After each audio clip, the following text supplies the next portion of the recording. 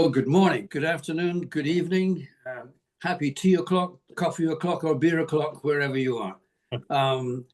Huge welcome to our next edition of Coaching Matters.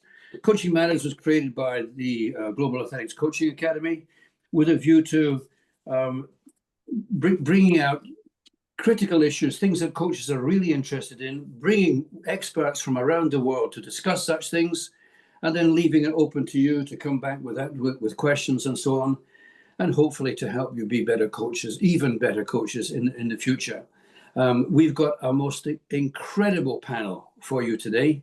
And without any further ado, well, by the way, I should have introduced myself. My name is Frank Dick, the chair of the Global Athletics Coaching Academy. And let me pass you on to one of the board members, who is your host for today, Cliff Mallett. Thank you, Frank, and a warm welcome to everyone to Coaching Matters. The topic tonight's really about drills and exercises in the sports that we coach. And many novice coaches go to experienced coaches to see what these drills are and these exercises and how they execute them. So they're central to most training sessions. And recently, a lot of online coaches offer videos and commentaries of what drills should be included and how to perform them. However, we think a key issue is quality control. In my experience, I've observed athletes in track and field and in other sports trying to perform running drills. Unfortunately, the quality seems to be lacking, which suggests that the coach and the athlete don't know why they're doing those particular running drills because they're not done correctly. Tonight, we're going to engage in a conversation about how coaches should approach the design and also the development of drills and exercises that are firstly appropriate for the level of athlete they're going to work with and for the technical model they're working towards. So the format for tonight will be each panelist will speak for about 8 minutes about the topic. Then I'll moderate a conversation with the 3 panelists for about half an hour with the help of Frank. The next 20 minutes we'll invite guests using the chat room to engage with the panelists in a Q&A format, and then Frank will summate in the final 10 minutes. So I want to introduce our panelists, and certainly it's a very warm welcome to our 3 panelists. We've got amazing expertise in this area, and they're happy to share their insights tonight.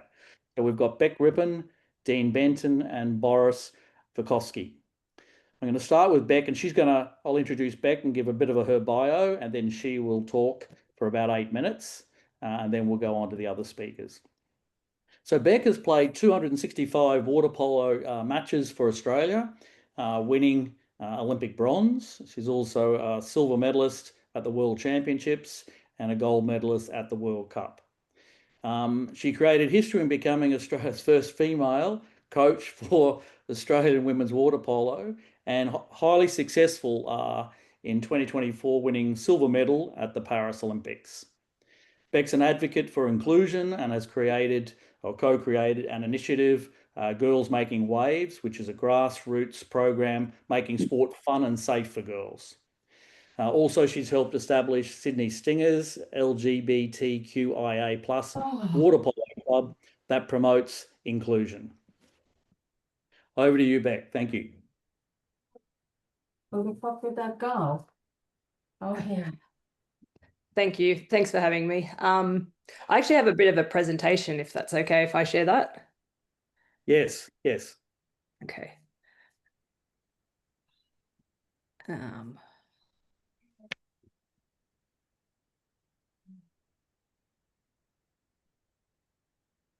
Can everybody see that? Yeah.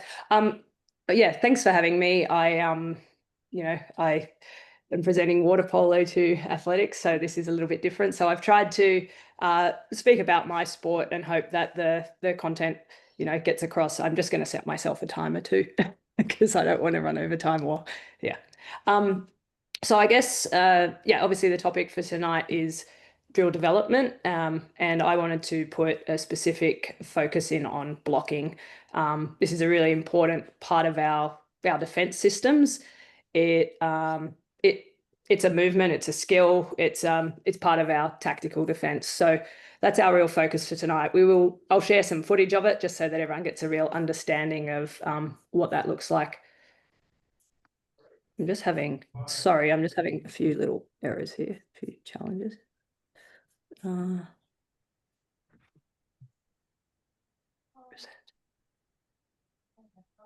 not sure why it's not sharing the way I want, but anyway, I'll continue.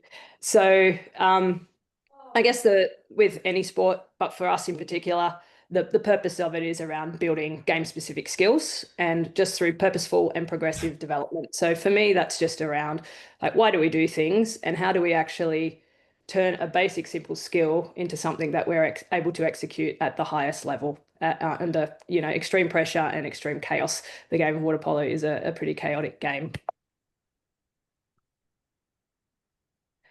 So why does drill development matter? So as I just said, in basic terms, I like to think of it to take the skill from practice mode to game mode, or a little bit more detailed, it's just about bridging the step from controlled practice to real-time performance in the chaos of a game. So for us, we have lots of really basic skills that are fundamental to our sport. However, the ability to play them at the highest level requires so many, you know, different components to it. Can you do the skill well statically? Can you move? What are the, you know, physical conditions? What are the decision-making things that you need to really consider in this? So how do we actually go about transferring the skills into real life game? So I think with any sport, it probably covers these, but really specific to water polo, it reinforces our technical skills under different pressures. And those pressures can be, you know, anything from game clocks to physical pressure, from, you know, what the attack is playing against our defense. It reinforces our tactical skills under different pressures, so our decision-making capacity, our ability to actually switch defense systems within the situation of a game. It allows us to progressively overload the physical capacity and mental capacity of our players through the different drills that we're doing. And we can also develop decision-making capacity, so we can design drills that actually help see scenarios and at the same time develop the skills to execute those. What I've found that sometimes in our players coming through, they don't have the vision of certain decisions that they could make because they don't have the skill capacity. So by developing the skills, they actually realize they have a different view of the game because they can see more than what they were capable of previously. So the way I program, I like to program in reverse, and I'll go through a little bit around that. So first of all, for my team, the Aussie Stingers, and for any team, even when I used to coach under 16s club, what do I want the team to play like? And for our national team is like, what is our brand of water polo, so that anyone watching could see the Aussie Stingers play and actually identify us just by our, I suppose, our style. I break that down into, in this case, defense. What is our defensive style and our tactical approach? So what does that need to look like? Systems, systems between pressing, zoning, and all the different variations. What situations will players be in? And how do they need to adapt? So in our systems, it's never a black and white game. We play a lot in the gray area. And so we need to look at, what do players need to be able to physically, technically, tactically, and decision-making, what do they need to be able to do and how do they adapt? So how do we build those capacities? And then at the most simple level for me, what are the movement patterns? What are the skills, the energy systems, and those kind of things that need to play the game? So working in reverse, where do we want to get to? And then where do we start? So I have a game model for our Aussie Stingers, which I'm going to share just quickly. And everything that we do always relates back to this game model. So we look at a high energy, high speed, generate and play open attack. We use our 2 and last one standing. Now, they might not mean too much for those who don't know water polo, but really it's talking about this mobile game, fast pace, intensity, the style of tactics that we want to do, our 2 meters, which is a principle that we use, and then a mental last one standing about the mentality that we play. So that every decision we make, every training drill we make, we come back to, is it going to help us play like this? This is about a 20-second clip that hopefully will work, of just a variation of blocking positions, so people have an understanding that this is not a simple movement. A lot goes on underwater. So I'll play it now, and you can just see the different situations that defenders are finding themselves in, just as one simple part of the game, which is blocking. they're moving, they're making decisions on the go, they're covering space, they're looking behind them, looking what the goalkeeper's doing, what their teammates are doing. So they're just variations of body positions, let alone the other chaos that goes with it. So I've just put together, this is quite simple, and I think most people would use something similar to the point that was spoken about earlier. What's the training? So here's our game style. What's the training outcome or objective? So every training session, what are we there to do? And that is the main purpose of that drill. What's of that session? What is our core drill? We'll go into that a little bit. We then like to add some constraints. So, are we working at speed? Are we adding a shot clock? Are we adding different things that are going to add pressure to players? And then we add some complexity. That might be variations on movement, decision-making capacity. There's a whole range of things that we look at. So when we're designing training, we start at the beginning, where we want to get to, sorry. We design the drill, we add layers, and we spend most of our time in this complexity and constraints at the level that I'm coaching at.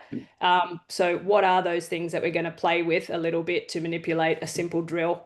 And then at the end, we always assess and adapt. So we can decide we like that drill and it actually achieved what we wanted to do, or we can remove it. So to try and get a little bit more specific for water polo, I'm going to share, I tried to come up with like a bit of a flowchart to how I think, but actually I would call it a spider web or a mind map or something. And this is how I like to look at training and when we develop drills. So right at the center, right now, our goal is to develop a blocking skill. And at the end, we want to get to a game execution. We've got simple movement patterns. We've got complex movement patterns. We've got the application and problem solving, and we can jump in at any stage there. With our simple movement patterns, we might look at a technical focus. So I'm going to just talk through like a blocking drill, for example. We want to start at the top.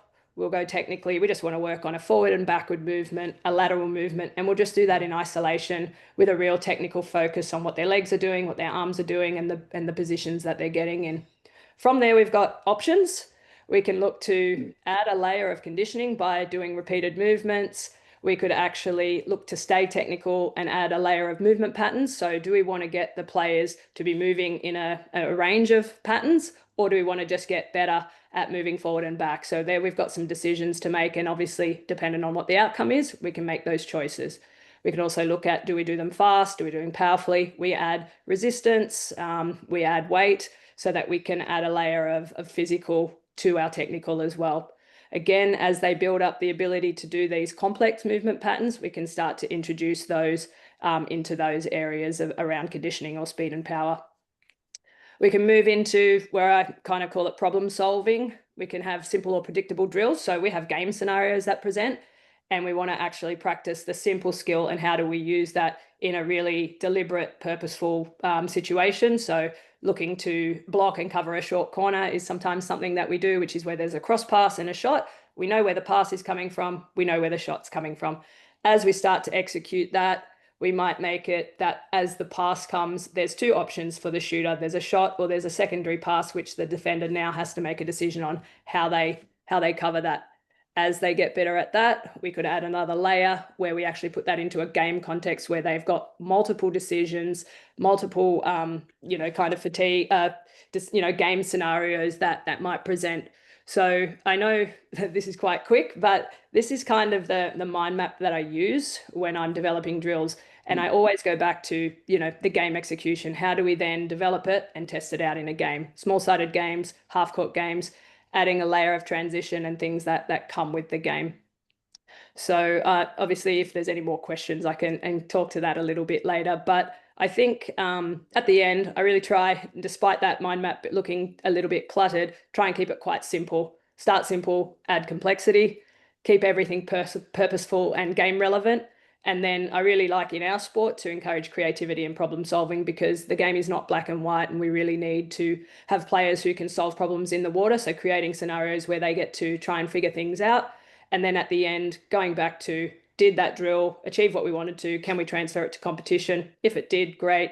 Continue, maybe develop it further. If not, what can we do better? How do we assess that? I think just before I finish, one of the main things that I see is when we're trying to achieve a technical component and we add a layer of physical, sometimes the physical overrules the technical that we're trying to get. So the need to assess that there, or sometimes a decision-making capacity, trying to figure out what we're trying to do actually takes away from a physical capacity that we might be trying to develop. So I think in all of this, it's just around assessing, did you achieve what you wanted to do, specific to the session.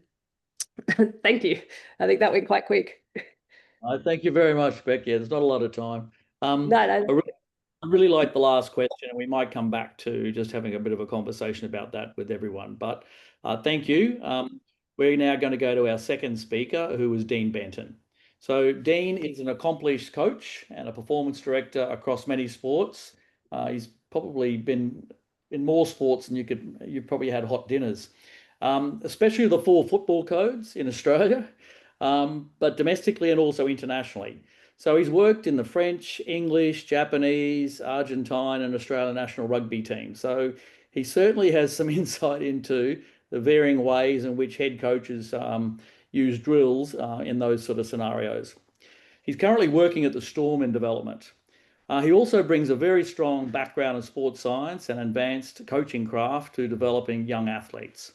I first met Dean in the 90s when he was an AIS scholarship coach in track and field. And he may not remember, but we actually wrote a paper together, actually on running drills back in 2002. He's been very passionate about speed development since then across sports. Over to you, Dean. Thanks, Cliff. It's probably going to be somewhere between athletics and team sports, Bec, with this one. So like Bec, I've got some slides, so I'll refer to those as well, and I'll get those up. I'll do that now. You see that there. I'm hoping that you can see that. Yep. You can start at the beginning and look at that going. Okay, so just get this slideshow in the beginning. That should be up, yeah, up there. So I suppose the topic that I'm keen to discuss is drills that enhance positive running in open and closed situations. So the term positive running has been around since about 2005. It was first introduced into literature by Franz Bosch. I'm sure plenty of the people online will know who Franz is, who has a strong background in athletics. And it was actually discussed, and it has been for about 20 years, but it's actually never been researched. So myself and some colleagues did that the other day. Shouldn't say the other day, about 6 months ago. So how do we actually measure it? So essentially, a toe off at maximum speed, it's the intersection of the 2 thighs relative to the vertical. So the higher the number, the more positive the running. As you'll see in videos, I'll show you with field sport athletes, as you know, sometimes that they tend to run with the round pendulum, and of course with consequences with doing that, which I'll show you as well. As I said, it's been used for many years with elite sprint coaches and performance coaches, but until now it hasn't actually been researched. It's definitely a prerequisite to effective sprinting, and it has a clear relationship to maximum speed, which as a quality, of course, is valued by athletics as well as field sport athletes. Why is positive running important? As we know, is a synonymous relationship between performance enhancement and injury prevention, and I'll show you examples of that. Certainly running positively at speed allows for more vertical force application and avoids excessive anterior tilt, which we know is a link to hamstring injuries. From a field sport perspective, it's certainly critical for dynamic balance, for effective catching and passing with accuracy without losing speed or loss of skill. And to be able to do that with the ball in your hand is a lot more difficult than sprinting in a straight line, of course. So if we look at the differences between track sprinting and field sprinting, track track sprinting, of course, is very predictable. It's about creating those perfect mechanics in a stable environment. Field sport athlete is trying to create the best mechanical outcome in a highly unstable and unpredictable environment. So I'll show you an example of an athlete who's quite a good athlete who doesn't run positively.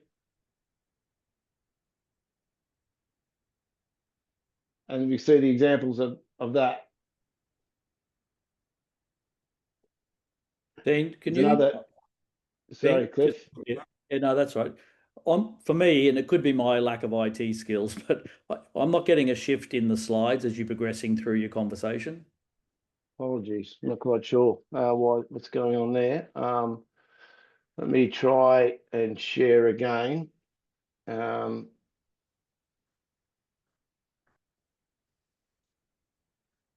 Now, can you see that? Yes, yeah, okay. The slide you're up to now it shows one team in. It looks like it could be Storm And Cronulla, against yeah. Mallett. Yep. So you can see that? Yes, thank you. Yep. So were you able to see the previous slides? No, but that's okay. Okay, all right. I'm happy to go back over if you want, but yeah. All right, so if I play this video, let me know if you can see the video. Yep. You can. Yes, So it's here's an playing. example of a player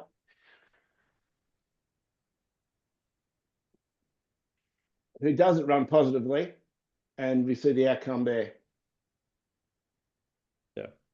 Actually, Dean, it might be worthwhile to go back to the earlier slides if you can. I think it'd be worthwhile. Certainly. I'll go through it quickly. All right, so you can see that. Yep, got it. Okay, that's peculiar as to why I didn't show it. So yeah, it's important that I explain and clearly frame what positive running is. So at toe off at maximum speed, positive running is the intersection of the two thighs relative to the vertical. So the higher the number, the more positive the running, if that makes sense. Yep. And I thought I probably don't need to explain that, but just the fundamental differences between sprinting on the track and versus in a field sport environment. Yeah. Showed you examples of running with poor positive running, ineffectively, and injury. It's synonymous. So how do we improve this? I do have a model that I coach to, which positive running is part of. And there's certainly building blocks that I make sure that are in place to ensure positive running. Positive running is only part of an overall picture to enhance the ability to execute ball skills at speed, if that makes sense, catch and pass at speed. There are many other things that form the part of it, but running positively is essential for that. So drills to enhance positive running. This will be one that you're familiar with, Cliff. This is a way that I introduce it, I teach it. You can also, you don't have to be too warmed up to do it. I'll slow this down. I hope you can see that this basically, it's an easy way to introduce and teach good quality switching, which is essential. And you can't run positively unless you switch well. Switching, I define switching as the ability as good switching at speed rather than at this speed is the needs are equal to or slightly ahead on contact. So that's the way I introduce that concept, and eventually just do it faster and faster. Here's another constraint where you take away the use of the arms. The body has no choice but to self-organize and then to be able to switch well at speed. If you switch well, then you can end up in a good positive running position there. Okay, so then how do we then segue this to field sport athletes? Here's some other drills, which I'll show you now.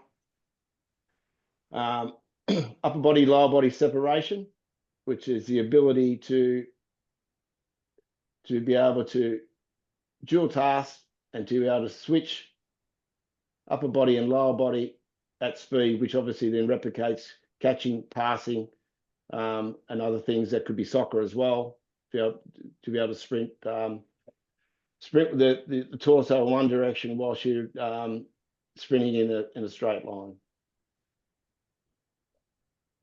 Here's an example of an athlete that I've worked with for about 8 weeks. He had shoulder surgery, so he had considerable amount of time to work on sprinting technique in a non-contextual situation. He's a big guy. He's about 105 kilos. As you can see, he runs quite nicely for a 19-year-old, 105 kilo guy. Personally, I don't find it's too hard to get them up. You've got a 6-week block to get them to run that way, particularly if they're good athletes. But the more challenging thing then is to be able to do that with secondary tasks, such as to run positively and to be able to catch and pass at speed. So that's a more basic drill.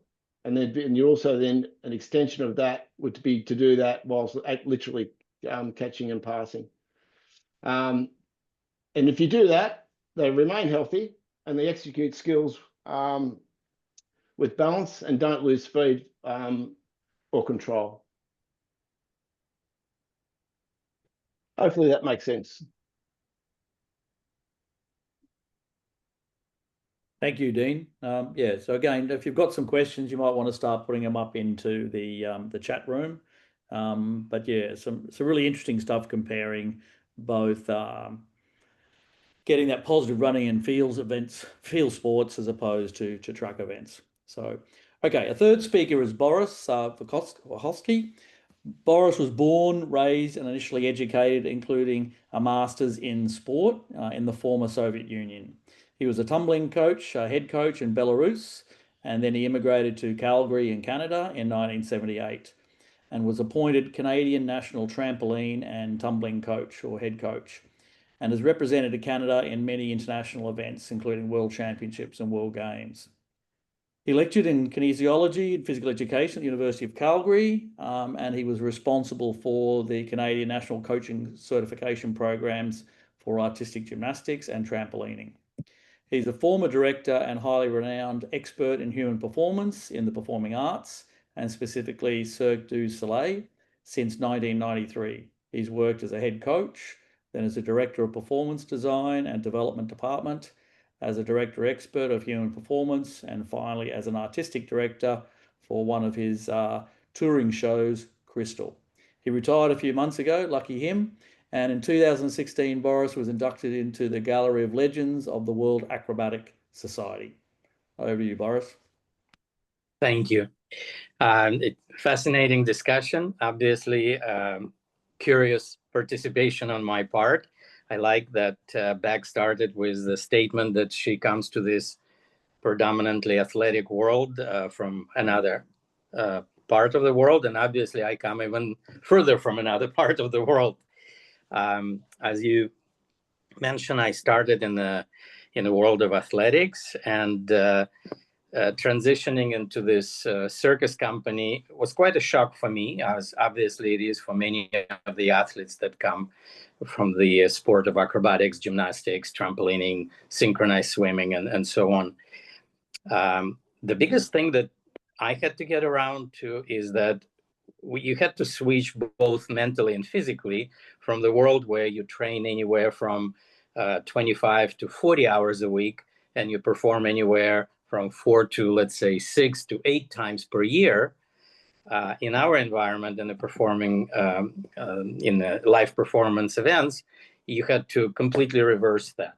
You perform anywhere from 8 to 10 times per week, and you're lucky if you train more than 3 hours per week. So in that environment, I'll try to use that as an influence to bring in some points to discussion. In that environment, you had to learn that any stimuli, any exposure is a training opportunity. Whether it's the training in itself, whether it's performing, whether it's thinking about performing, whether it's visualizing, whether it's viewing the video, any of those stimuli have to be accounted for as the training opportunities. And I think that really shifts things around, and it perhaps influences what I suggest that we also need to keep in mind is that in our development models that we put together, I love the absolute commitment to the quality control that Cliff, you mentioned in the beginning. I love Bec making such a strong emphasis on the purpose-driven, the game relevant. But I also want to touch the subject of tremendous amount of repetitiveness and the risk that repetitiveness brings in terms of the quality of attention by the part of the performer themselves, but also coaching. I'll give you a quick anecdote.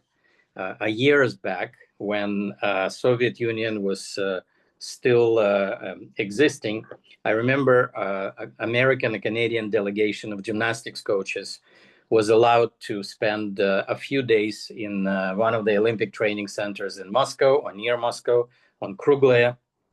And they came back with a whole bunch of videos and endless discussions. And at one point in time, looking at the videos, I asked the question, when you saw in the video training of the younger performers, when they were doing the actual skills, the coaches were standing back or sitting in a chair. When they were doing drills, the coaches were absolutely there, physically touching, correcting, basically aspiring to an absolute perfection of the technical model. In North America, it was the reverse. In North America, typically, the coaches would be on the podium, spotting, being there, right there, when they were doing the actual skills. And when the athletes were doing drills and technique training or strength and conditioning, the coaches would be talking to the parents, having a cup of coffee, and etc. And so it's a tremendous difference in attitude, which translates into the building blocks of the drill are being allowed to be whatever they may end up being, rather than building the perfection. So I think that's one aspect that I would suggest that we need to keep in mind.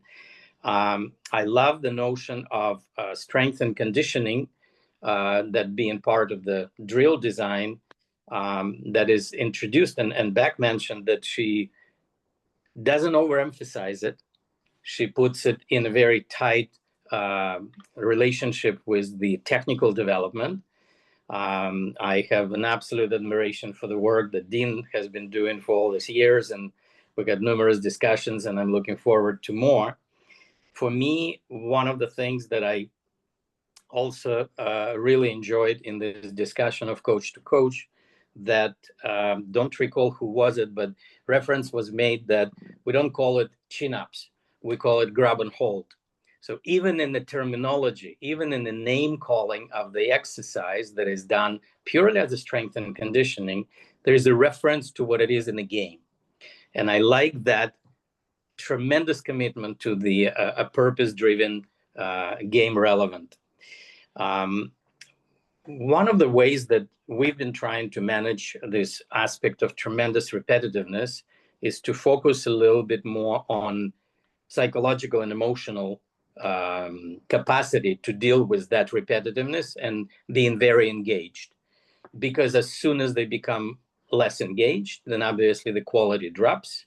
And the impact of that dropped quality is very significant, both on technique, reduction in effects of the preventing injuries, as Dean is referring to, all of those things. One of the ways that we try to deal with it is teaching curiosity, and curiosity of self-awareness, that as you do in the drills, it's not just an image, but it's also sensation, the physical sensation that performer is experiencing in globality of the exercise, but then in some of the specific elements of the exercise. And it also helps by focusing on yourself, it helps to reduce the stress and pressure of measuring everything only based on the results, whether results are positive or whether results are negative, obviously more so in competition performing environment, but it helps to deal with that. And I kind of call it the art of self-awareness. And those are the extra things that I would suggest to consider to things that already been brought up.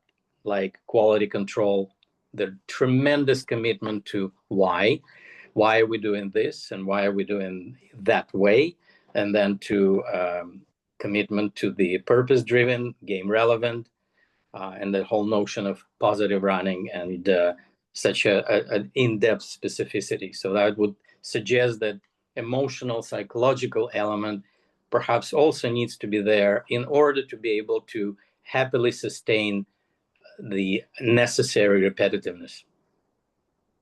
Yeah, that's great. Thanks, Boris. That's terrific.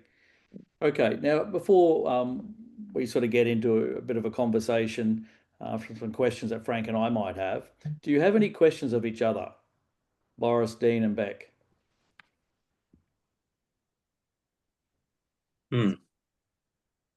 But I like Bec's, what I took from Bec's was basically the coaching of open and closed skills. I thought that was a good way. That was my interpretation of how she chooses those judiciously at certain times. I quite like that.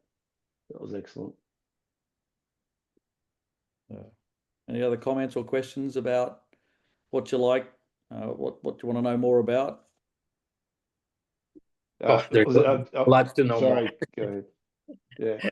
I've heard Boris's insights between the difference between the Eastern and Western coaches from Frank before, so it was great to hear it directly from the horse's mouth. That was very insightful. Yeah, thanks, Boris. Yeah, I also really enjoyed that. We have a lot of Eastern Europeans in our sport and really different coaching kind of methodology, and I've worked with a lot of them and then trying to evolve what works best fit in our environment. So yeah, I hadn't thought of it quite at that level. And also the performance piece around, I always think of those sports like NBA, for example. I'm like, when do they ever train? So just, you know, kind of listening in on the use of other ways of tapping into that training. Cliff? Yeah, I'm okay to ask a question. Actually, I was very fascinated, like Dean said, about the difference between Russian and Americans, what they focus on, and that art of awareness. I'd be interested. Can you give the audience a bit of an example of how you might focus and what you need to be aware of kinesthetically and psychologically and emotionally in doing a simple drill? Well, what are you looking for as a coach, and also what do you want from the athlete themselves? I think I would begin answering by saying that rather than a very specific element or moment of the skill, I would say that it's probably driven more by, you made reference to a technical model that we have as an ideal reference. Yep. But then we have a very specific performer, we have a very specific athlete with assessment of where they are at the moment in their development, but also where they are as the physical specimen with their specificity, with their uniqueness. And they may or may not ever reach that absolute ideal model.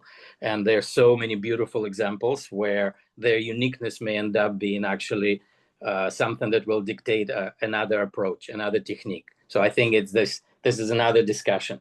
How far do you commit yourself to this ideal model? Frank? Yeah, can I just come in now? I think what to me characterized exactly what Boris has said is every now and again you'll bump into somebody and in a training session and they'll say it was just a drill, and that to me captured why we're having this discussion today. I think the thing that one of the things that Boris has just raised there is, if we can go back to our previous session, where I was suggesting that we have to understand the idea of coaching the difference, that our athletes are not the same. And there may be a technical model that we have in mind, but the fact is that every athlete compensates and to create their own technique. And the key for coaches, I think, is to be able to find the drills or whatever to coach the difference. So let me give you an example, and Dean should pick up on this one straight away. Let's imagine, Dean, that you're coaching Usain Bolt, and you've been working on for quite a few, and along comes another youngster called Michael Johnson. Now, we know that these two athletes do not run the sprinters. They do fantastic times, but their interpretation of the technical model is quite different. And I think one of the important things for coaches to understand is that there is this difference. And do we have the capacity to tailor our drills to develop that difference? Absolutely. Those two athletes were very polarized in their and how they derived their top speed, weren't they, Cliff?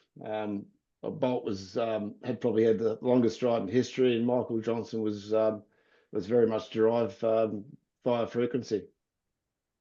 Yeah. And so the point I'm trying to make is, so you see that, what do we do about that? How do we begin to tailor our drills? If we go back to the world of East European theory and practice, they referred to drills as first and second derivatives. The first derivative was exactly a drill that exactly replicated what you're going to be needing in the technique, or coming back all the way to Bec's piece, how the game's to be played. The second derivative is far more general. So, for example, a first derivative for high jump would be related to a particular point of takeoff, but a second derivative would be just the plyometrics and the jumping drills and so on that you need in order to do the first derivative in order to get the technique. And that's consistent, Frank, with what Bec said about program and reverse. Yep. Be clear about where your goalposts are, what you're sort of seeking to achieve with individual athletes, because they're not all going to be the same. Yeah. And working towards that and adding constraints to build towards that. But if I go back to what Boris is saying also, and I think across the board here, it's not just a physical thing you're doing as a drill. You've got to be, and I like the language that Boris is using about awareness, and you've got to be tuned into the activity itself. But how do we sort of create an environment where people will do drills that have meaning and purpose, and the execution of those drills is of a high quality to actually get the outcomes you want? Because if I speak to the audience here, I would think that many athletes do running drills and it's just a mindless activity. It's just part of what they do. The coaches are attention to detail in the way they do them, and the athletes themselves, I don't think in the Australian context is as tight as it could be. And I'm happy to be wrong. I think the challenge in part answering to your initial question is that you give them the focus, the point of focus. And so if in reference to Dean's presentation and focus on positive running, at some point in time, perhaps for a certain number of repetitions, the entire point of focus is going to be the position of the knee. And that's what they're focusing on. But physical sensation of it, or the hip flexion, or the position of the stride, whatever you give them the point, and what you're asking for is their physical, almost physiological sensation that they experience at that time. I think that is what I'm referring to as an awareness. Frank talked about the takeoff. Well, the takeoff is so complex. There's so many things happening, but there is the physiological sensation of the loading, whether it's on the sole of the foot or whether it's on an ankle or whatever. And that element, at some point in time, it becomes a very strong mind reference and awareness of on the part of the performer, if that feels right to them or if it's not, and perhaps even capacity to adjust. Totally agree, Boris. The operative word being feel. I think if they can't feel it, they can't learn it. I think it's so important. Yeah, you can't be lazy with your coaching with this stuff. You've got to really sell it hard. You've got to be a stickler with technique. So cues and constraints, and then and often too is listening for often the best feedback is the correct noise, the sound that they make, the positions they get into. But it's critical for their learning that they be able to feel it, and they should be able to tell you whether they got it or not before you gave them the feedback. Because as Frank always says, by giving them the answer, you're depriving them of a learning opportunity. It's so important that they pretty much could walk back from a rep and they tell you they got it or did not. Cliff, can I just say that, again, very important in this part of the discussion is the language of coaching, is the words that we use. On the one hand, to get the physical sensation that Boris refers to, but also on the other hand, to give the sense of awareness. Let me give you an example from a big mistake that I've made so many mistakes in life, it's not true. But one of them was with a young lad called Cameron Sharp. I was working with him on 200 meters. And what he was not doing was coming off the bend and being able to control the straight.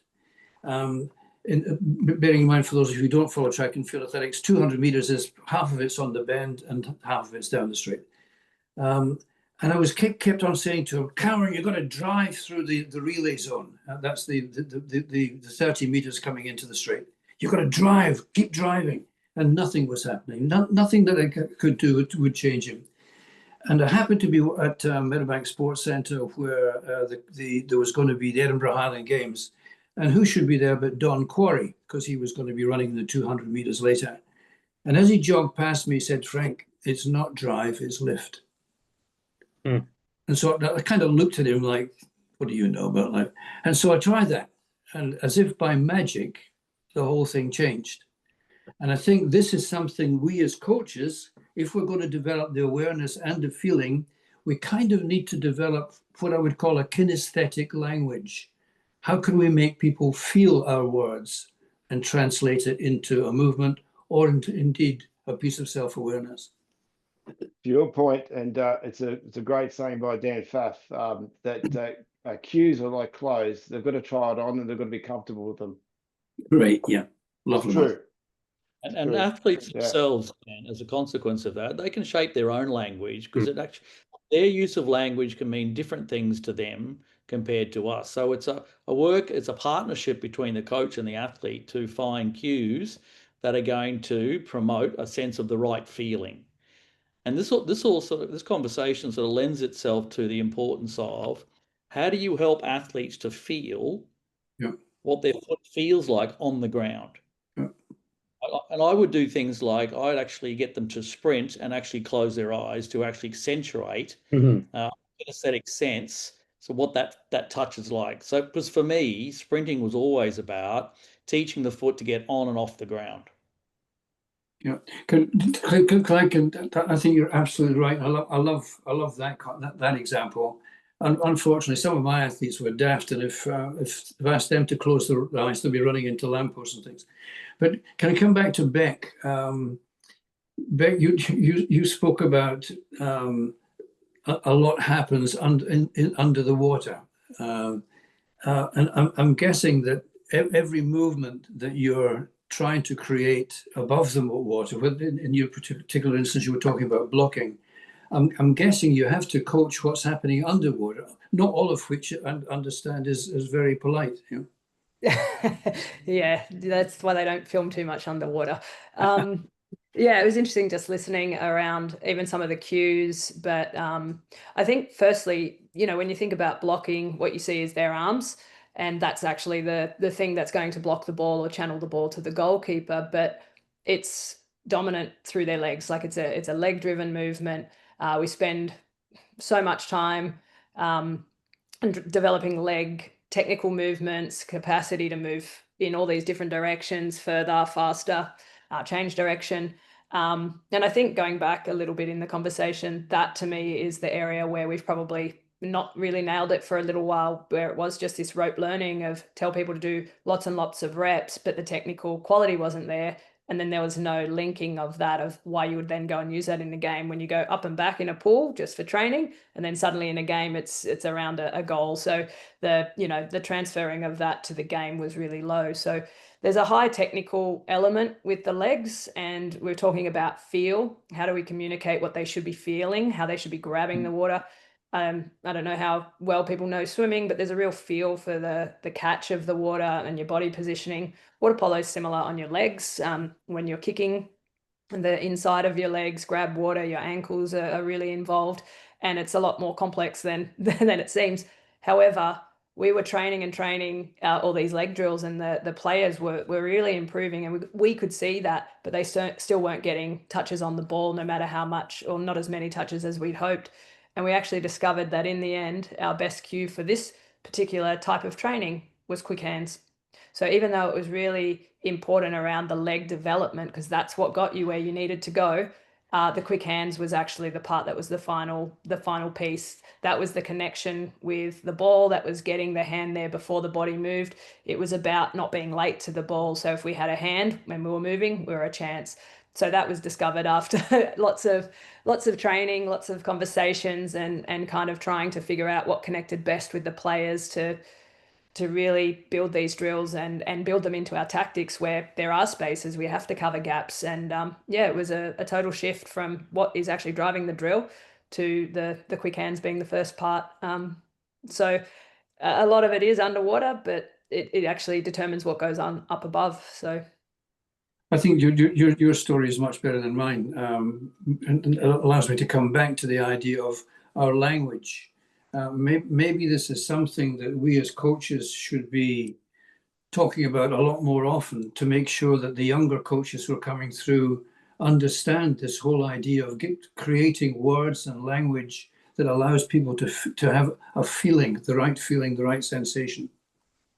I would, Frank, you and I had a few discussions on that, and I use an example coming from the world of gymnastics, where there's judges present, and they will pose the judgment on the performance. They will assign a specific score.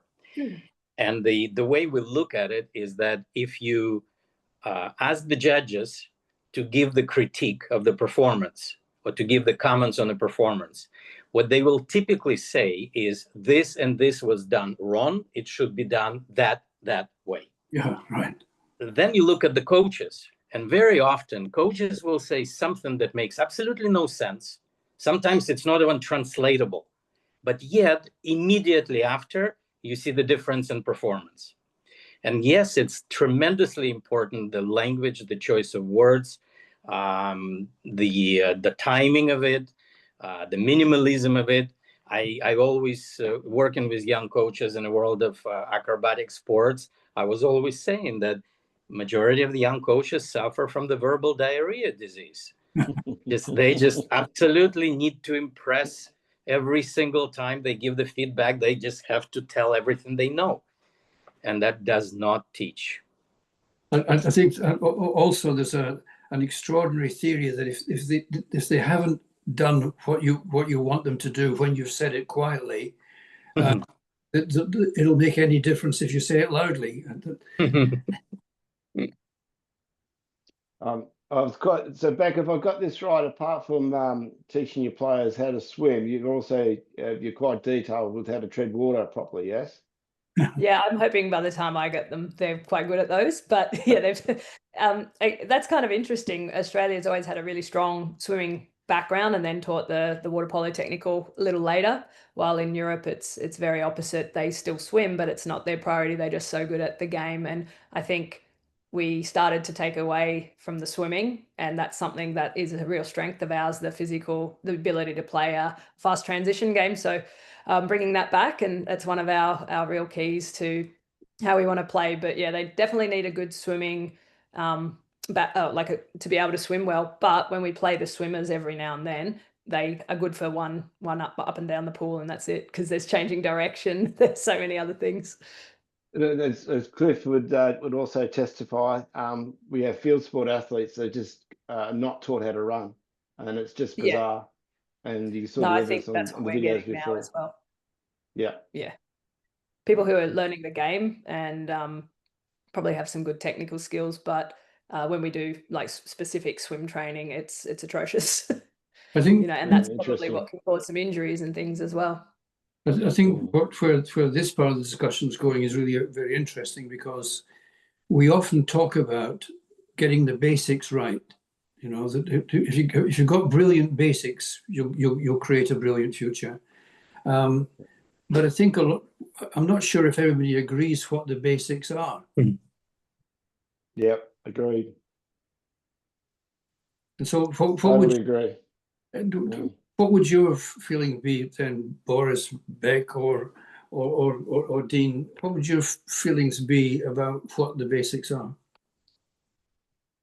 I'll give it a shot, a quick shot. I was quite stunned. I was already at that point quite accomplished coach, and I was introduced to a compatriot, a gentleman raised in Soviet Union, delivered an Olympic medalist while coaching in Soviet Union. Then he did it in Canada, delivering in gymnastics the first medalists in Olympic Games and World Championships. And then he did it in Korea and in South Korea. And so obviously when you have somebody being able to perform it over a span of so many Olympic cycles in such a dramatically different socioeconomic environments, there is expertise. And I remember having to work with this gentleman and listening to him when they were doing a forward roll.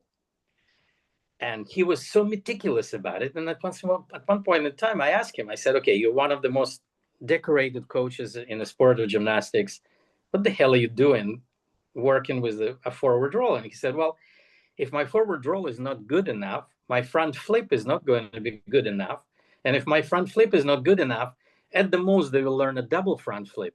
But forget about the potential of the triple front flip. So it becomes a limiting factor.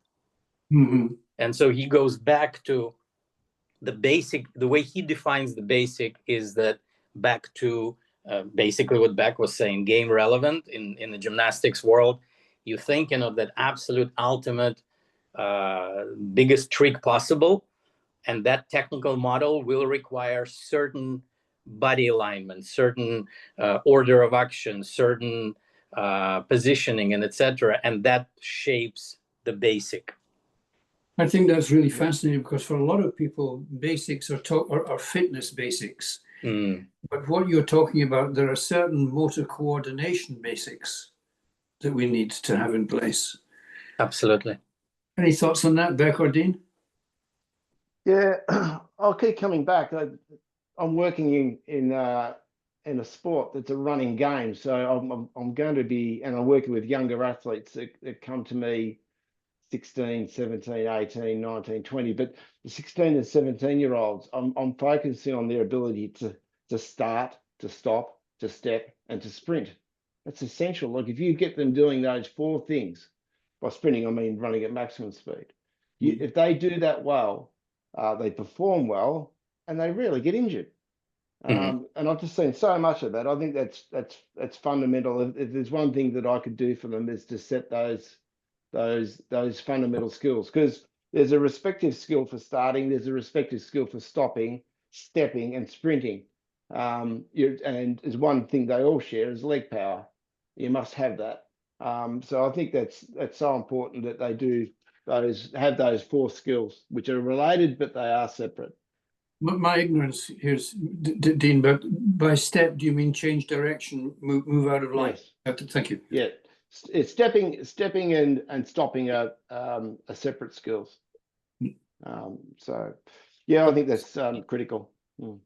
So Dean, with football players, what are your thoughts about some basics in around their sprinting? Because for me, with young males, adolescent males, flexibility and range of motion is an issue. Absolutely. And running just basically, the ABCs for me is running posture. You know, absolutely, yeah. If people don't walk properly, why do we expect they're going to sprint with good posture? Yep. Yeah, well, these days flexibility has become an orphan. It's the physios talk tough about it, and the S&C coaches don't do anything about it. And I see so many hamstring problems stem from that alone. I think it's huge. So yeah, to your point, Cliff.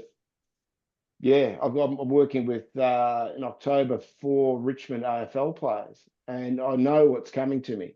and I'll be just eradicating that round pendulum technique and it'll take about 4 to 5 weeks to get them right.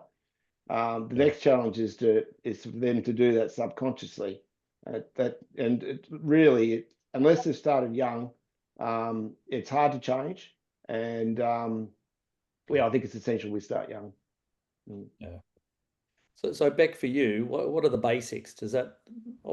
Is the blocking one of those basic skills you need to have?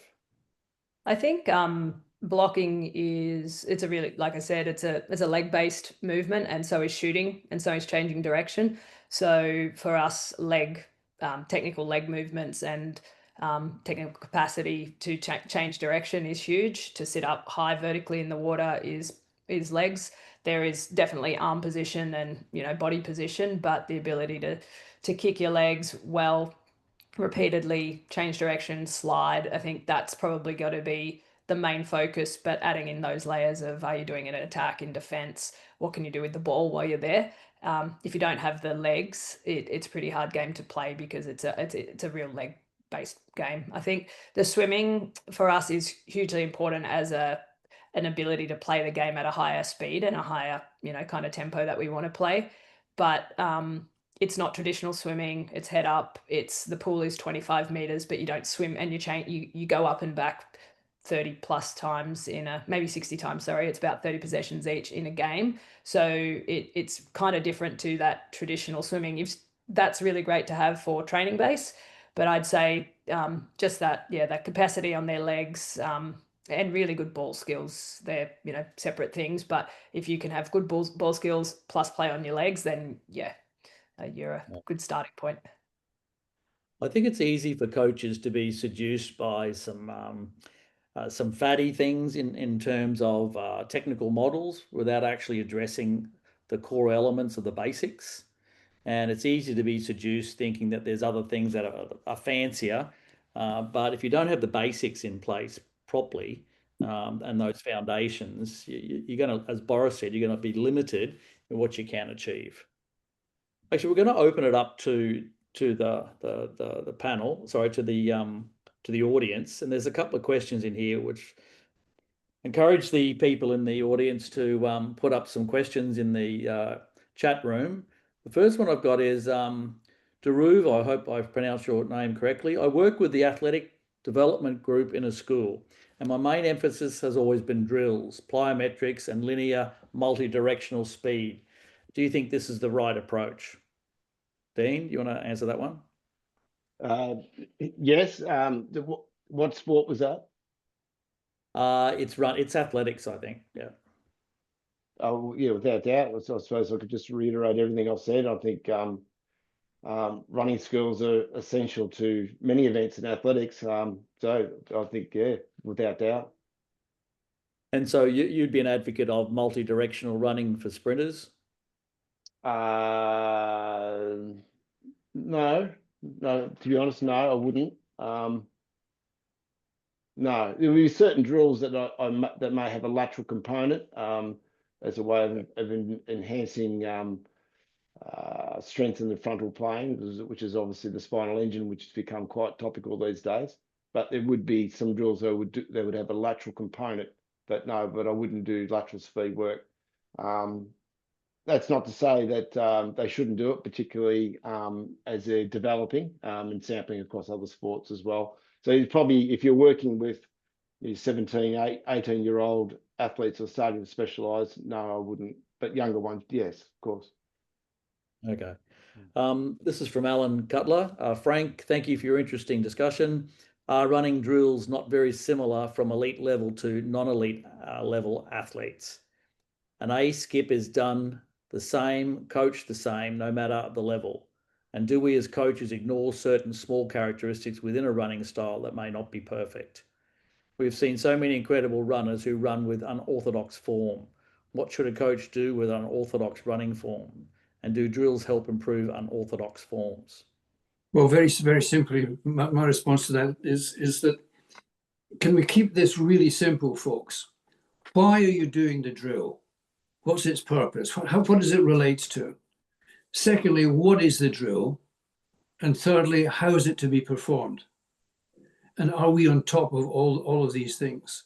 Now, the same three questions can be asked whether you're working with an elite athlete or indeed with a beginner. But this helps us as coaches to stay on track.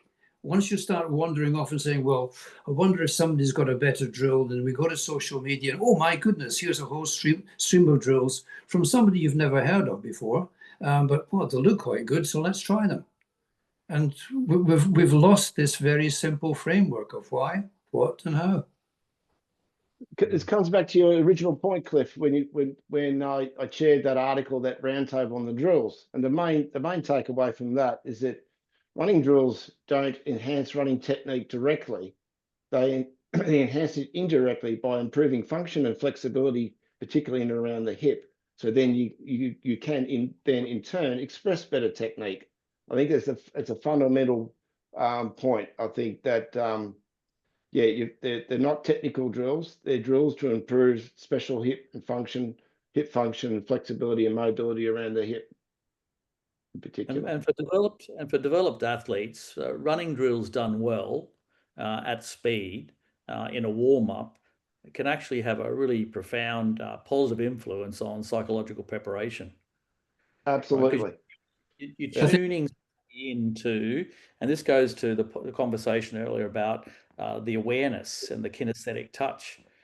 That's really important because for me, a warm-up is highly psychological in nature. I'm biased. Totally agree. And then otherwise you end up wasting half your session. That's why with that C drill, which I'll get athletes to do, whether they're track athletes or rugby league athletes, and they'll start with that because I want them tuned in really, really well with good quality switching, because you don't have good switching, it's just you set yourself up a cascade of other errors.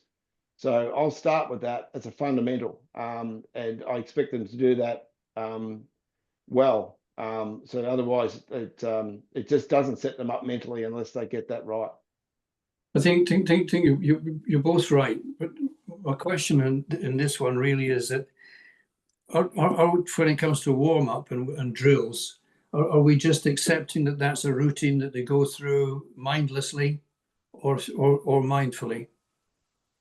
Definitely not. I'm definitely. I'll actually set a structured warm up for each athlete based on technical flaws that they have.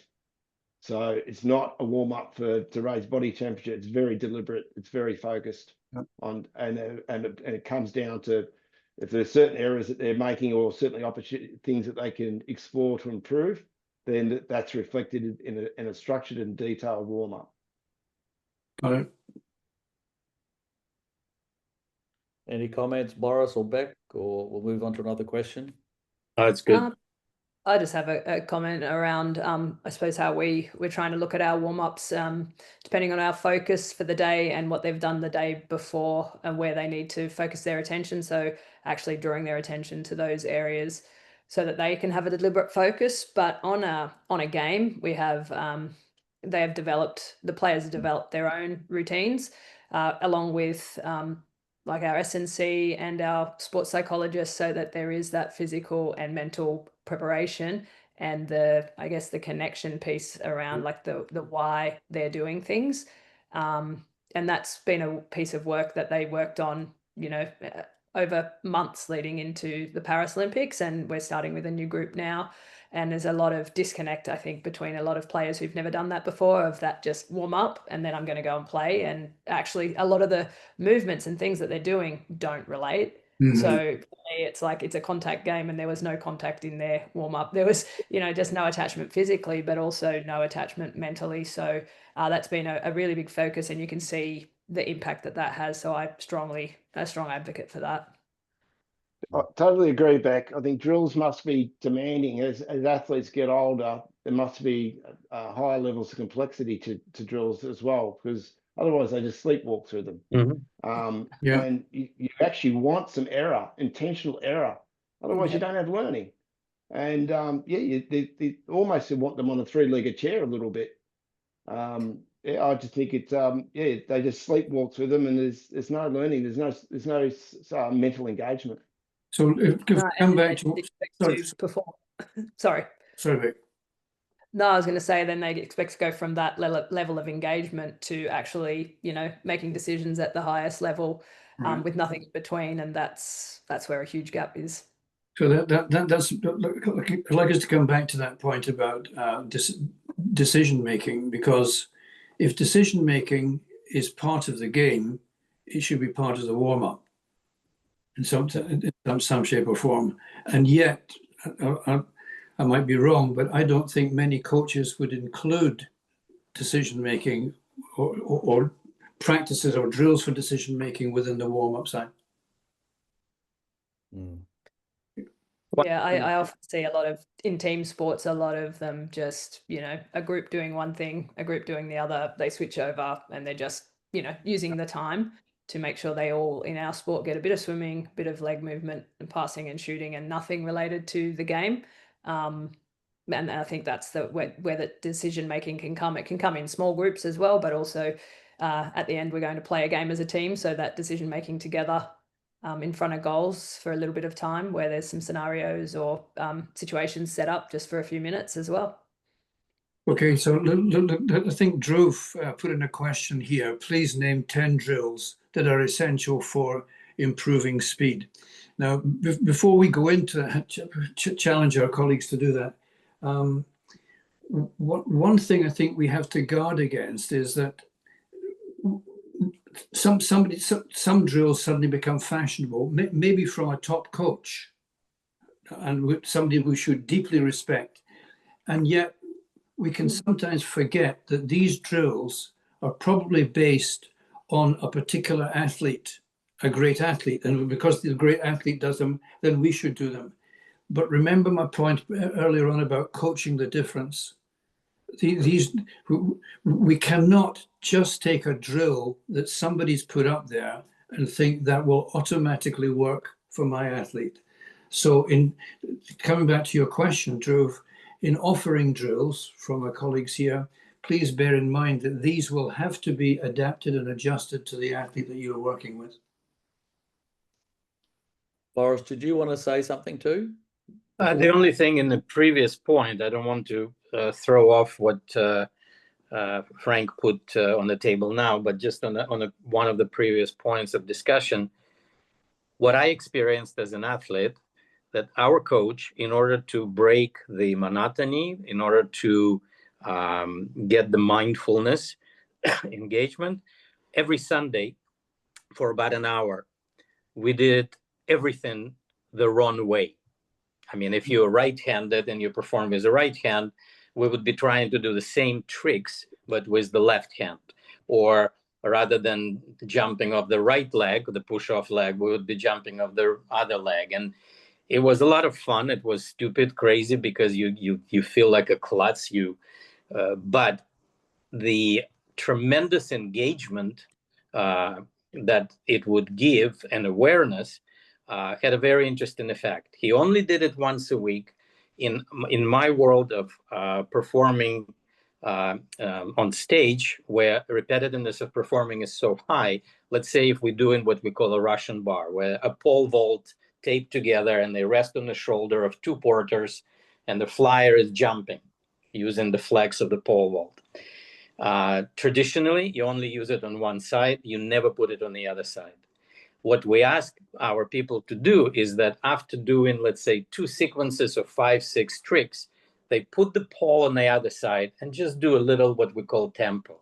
It's not the tricks, it's not to repeat, but physiologically rebalancing the body, adjusting the posture, because otherwise the adaptability to that stress becomes part of the problem, that it adapts to be in an alignment that is a new alignment and not a good physiological alignment. So by doing at least a few repetitive loads on the other side helps to keep us healthy, not only performance focused, but also healthy. Brilliant, brilliant. It is very good, very good. There's Martin Bissinger just sent me an article the other day of someone had published something on exactly that, the value of practicing the wrong way. I'll put it up on the group soon. That's great. To call that the old way and new way, that, you know, to get somebody to sprint, for example, or to do a skill, to run with their hands clenched or with their hands open and floppy, you know, and if you're trying to change that, eventually you trick the brain, actually, and you can't do it the wrong way. So there, I'm not sure of the science in behind all of that, and Dean, you might have access to that, but doing opposites is a really good thing because it actually clarifies for people what is the right feeling or the better feeling rather than the worse feeling. Okay, Dean, can basic running skills be taught? Absolutely, yeah, without doubt. It's without, and also I think it's important to start young. Yes, a lot of people dispute that you can improve running technique. You can, and these days it's very easy to measure with AI technology now. So that's a yes. So Dean, if I've got a sprinter who's a fantastic sprinter technically, very fluid, has really good leg speed and is fast, but they can't do drills, like, because I never grew up on drills. They're like mid-20s. I think you know where I'm coming from. So do you teach that person to do running drills, because they probably feel very incompetent because they can't do them, and it may or may not have any impact on their running anyway? Thoughts? Well, you've got to work out why you're doing it in the first place, Cliff. Yep. Yep. Is it going to serve the purpose that you want? Yep. And maybe there's a possibility that if there is a transfer of running drills to the real deal, that you could actually interfere with the lovely running actions that sprinter might have. Okay. Good question from Rita. Yeah, Rita has asked, presenters, especially Boris, you mentioned self-awareness of athletes and the physical stimulus during drill technical training as the spatial development of youngsters with all the iPads, etc., that result in them not playing outside to develop self-awareness. How do you address this during drill training of youngsters? I can only improvise. I don't work with youngsters anymore, and I haven't done it for a while. Been working with very elite performers coming to our world. But what I love the new technologies, and we've tried in our company. We've tried to introduce so much technology that at some point in time I said it's just way too much technology, and the quality of the feedback is fantastic. The immediacy of the feedback is fantastic. But I'm wondering if that immediacy and abundance of that feedback is something that allows them to be even less engaged, because they don't have to make a mental effort. They don't have to focus on an awareness, because the information will be given all the time. And I go back to this concept that was introduced years back on competency-based learning, where you reduce the feedback, you delay the feedback, and you ask questions. As simple as that. Yeah, I like that. Would it be sensible? I don't know if Rita's tried this with younger athletes. Would it be sensible as early as possible to just ask questions like, "What did that feel like?" or "How do you feel?" or and ask them to be more involved? Because I think you actually mentioned this very, very much earlier on, Bec, that the athletes are involved in the progressive adjustment of drills and so on. I think you mentioned that. And if that's the case, presumably you are asking the athletes about how they felt, but was that effective? Was it not effective? And you may have a whole bunch of other coaching words that I don't have to get this sense of awareness. Would you be asking these questions early in an athlete's life?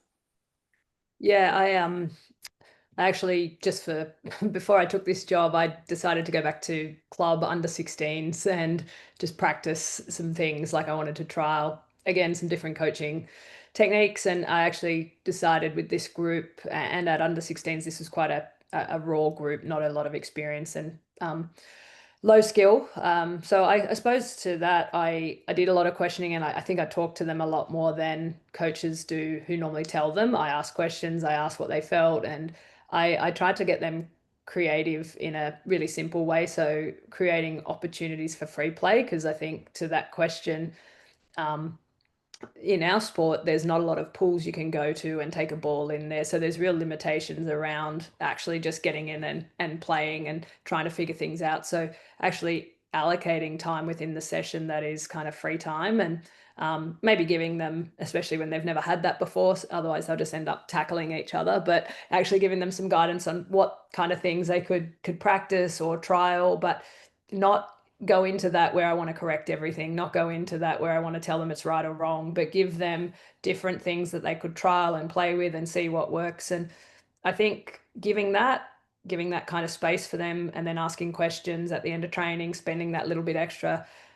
really had a good impact on them. And I think they started to, when I would give them some free time as a group, sometimes I'd say to them, as a group, you decide which drills you want to do. And often they came back to some of those because they really enjoyed that they were involved in the learning in them. So I think it's when you have a short time with them at a young age, and you don't have, as many sessions we do at a senior program, but even in our senior program, we still allocate time that's just there for them to be creative and play and try and figure things out, problem solve. So I don't see why we can't do it at a young age. I think we've just got to perhaps give them a little bit of guidance on there at times if they're not sure, if they've never done it before. But yeah, not being afraid of not everything being structured for every moment of the session. In Europe, Hungary had a huge reputation for water polo for a long period of time, and it's really, really deep in their culture. Do they get into the kids very early on this? Yeah, and I think one of the things with Hungary in men's and women's, Serbia in the men's, like a lot of these Eastern European countries, it's their national sport. So the kids grow up watching it. So as you're growing up, you see the game, you understand the game. So you're practicing, you're following your role models, you get in the local pool, and the pool is set up for water polo, while in Australia, our pools are set up for swimming. And we have to use, try and use the time around that. We battle for lane space. So it's there, it's in front of them. In Croatia, they have beach water polo courts set up so that free play is done in the pool. And that's, it's kind of just naturally bred there like that. Okay, just one final question for all of you, really, is that we introduced the idea of, if decision making is important in the competition, it's equally important to prepare them for that through the warm up and so on. Any ideas on how you approach that? I would say, based on what Bec was saying on many things, I would say, if possible, introduce a little bit of chaos in a warm-up. Don't always be perfectly repetitive and structured. Exactly. You said it better than me. Can I go back to what Bec was saying before? And it's a bit of a loaded question, Bec, as you'd appreciate from me. But so that free time, and also giving the players some autonomy to choose what they're going to do, is likely to promote creativity and other things. But it's also about what's the quality of engagement when you give them that space. How, like, it can be varied. I think I'll be honest, I think kids now are rushing off from one thing to the next. So they're always looking at getting out of the pool and going to school, and then from school coming home, doing homework, and getting in water polo, finishing at 8:30, 9 o'clock at night. And so the engagement is sometimes not there because they're just thinking about, when do we get out and get to go home? So I think it's about like where you introduce it into the session, how you introduce it in, and maybe giving just enough time for it. So, and again, I think it depends on your group. That's why I think with the young ones, it is around not completely just handing it over all the time, sometimes giving them just some thoughts, other times stepping back And as the group grows, trying to figure that out. But what I don't agree with is just, if they don't have any engagement, just never giving them that. It's trying to create a space that they feel like that they can play. And here's the kind of games we're looking at. Maybe give them some guidance, what you're looking for. It's not sitting on a ball. It's not, sitting around chatting. So yeah, it does vary. And I think it depends on everyone's kind of purpose for being there. But actually some of the harder ones are the ones who are quite good and they don't want to be creative. They just want to practice the same thing they've always practiced, and trying to get them to think a little bit differently. I guess it's being patient to let them figure that out, that it is okay to free play and get it wrong. That's great. Well, this has been a wonderful conversation. Perhaps just to your point of the question regarding that, how do you teach athletes to cope? I basically call it coping with the question. Coping with the question is a skill.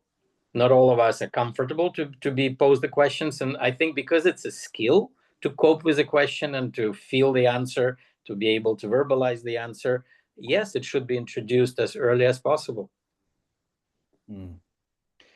Thank you to our three panelists, Bec, Dean, and Boris. I'm going to hand over to Frank now, who's going to do a bit of a wrap up. Okay, thanks very much. Dean, are you still back? Are you back in again? Yes.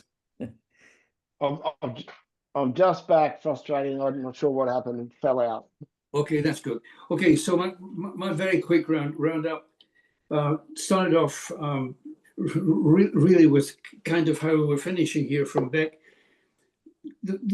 What is fundamental here is, why are we doing the exercise? What's it for? And what are we trying to achieve? And actually, Bec took it to a different dimension by going all the way in a team sport to how do we want to play? And then building back through the technical bits and pieces from that. I think that was really important. Secondly, I liked your two diagrams. I hope these are going to be available on our recording. The cycle from defining the game style through to the assessment and adaptation, which was clearly meant that the athlete has to be involved in the program adjustment. So third point was something I was just reflecting on as we went through, and that is, when it comes to drills, we really have to become artists at understanding the whole technique. When we do that, coming back to the idea of former Eastern Europe, understand what's the first and second derivative, make sure that the athlete understands that when they're trying to go from the part back into the whole. Achieving quickly consistency.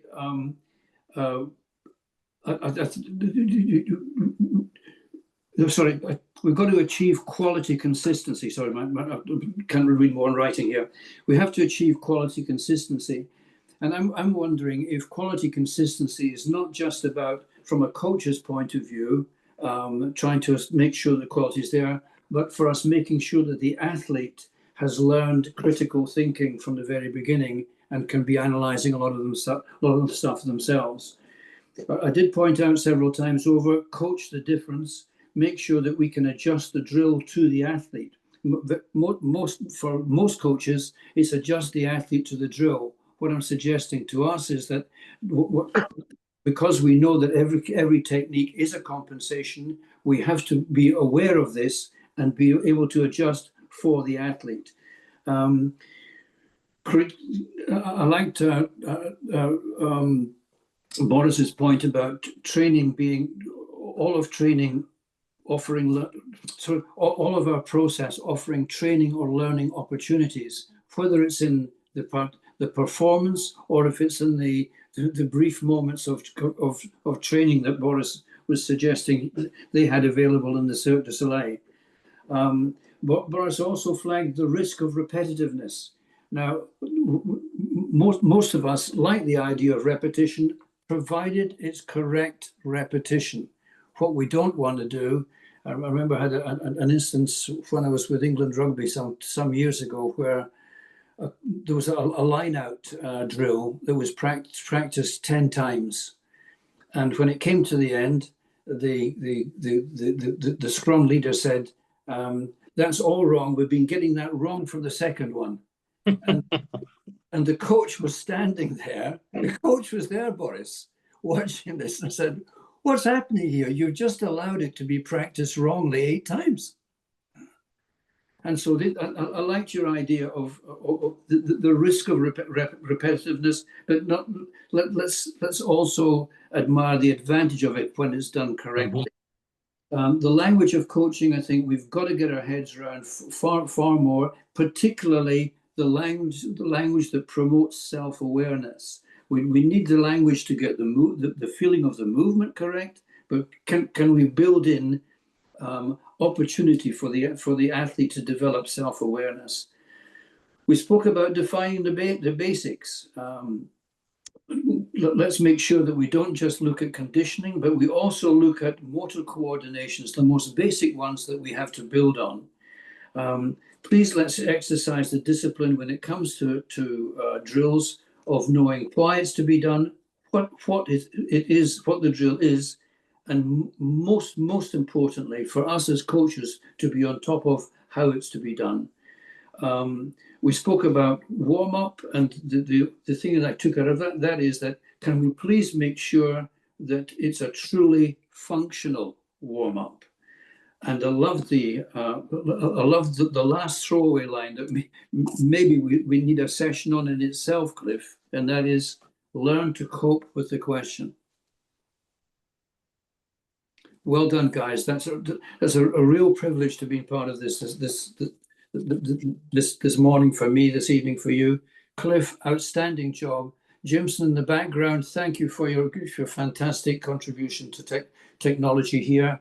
And to Boris, to Bec, and to Dean, my very sincere thanks and congratulations on all that you do. Thank you very much, everyone. Thank you, everyone. Okay, take care.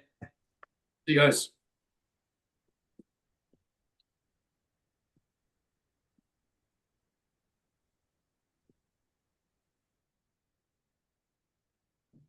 Okay.